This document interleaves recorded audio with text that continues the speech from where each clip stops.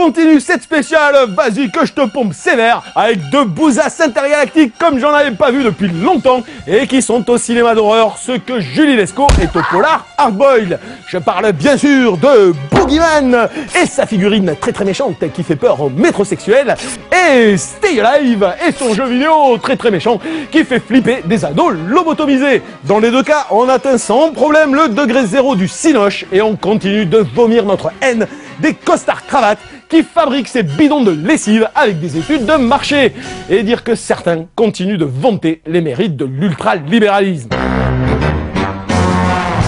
This sneaking around thing, it's kind of dirty.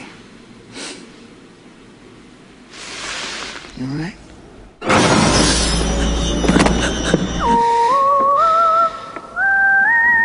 Si tu te rappelles de nos chroniques hallucinées... Ah non, il n'y a pas de liaison dangereuse puisqu'il y a un H à halluciner. Si tu te rappelles de nos chroniques hallucinées de Hill ou de Terreur sur la ligne, devenu champion de toute catégorie des films de couloirs vides, tu devrais adorer Boogeyman et son concept brillantissime, le film de placard.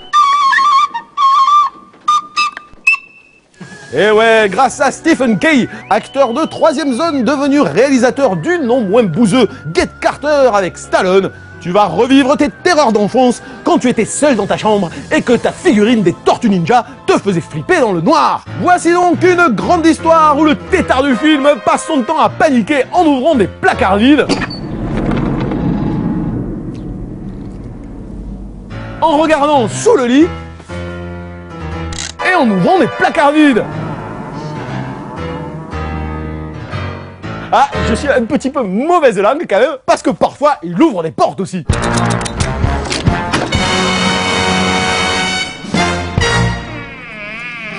Bref, absolument irregardable parce qu'aussi chiant que prétentieux, ce film d'épouvante interdit aux plus de 6 ans t'aligne tous les clichés les plus ringards du genre en se persuadant d'être psychologiquement complexe, le tout avec des mouvements de caméra absurdes dignes de Rob Cohen. Alors c'est pas parce que c'est produit par Sam Raimi, qui au passage, à tous ceux qui disent de toute façon Sam Raimi, tout ce qu'il a fait c'est bien, Sam Raimi il a produit Xena à la télévision.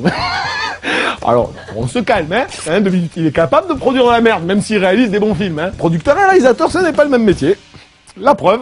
Du néant cinématographique, donc, à peine digne de Terreur sur la ligne, et encore, je suis gentil. Et ce qui est génial, quand même, à la fin de Boogeyman, c'est que ça, tu sens trop que le concept du film, c'est dire, comme dans Terreur sur la ligne, c'est dire, on va renouer avec le cinéma d'épouvante de la suggestion, tu vois ça, on ne vous montre rien, quoi. T'as les costards crades de la production qui sont arrivés derrière, ils disent, non, faut des effets spéciaux, quand même, à la fin, faut que ça pète, quoi. Et à la fin, tu vois apparaître le fameux croque-mitaine, quoi. Putain, je crois que j'ai jamais vu un effet spécial aussi mal fait dans les 15 ans qui viennent de passer. C'est une horreur visuellement. Et le mec, il te construit ses séquences d'action finale, je te promets, tu regardes la scène, il se bastonne contre cette créature, alors tu sais pas si elle est vraiment physique, pas physique, quoi que ce soit, elle lance des éclairs, enfin bon, ça devient n'importe quoi, et c'est illisible, tu ne comprends rien. Moi je te l'assure, c'est une finale, qu'est-ce que vous faites les mecs? C'est une catastrophe.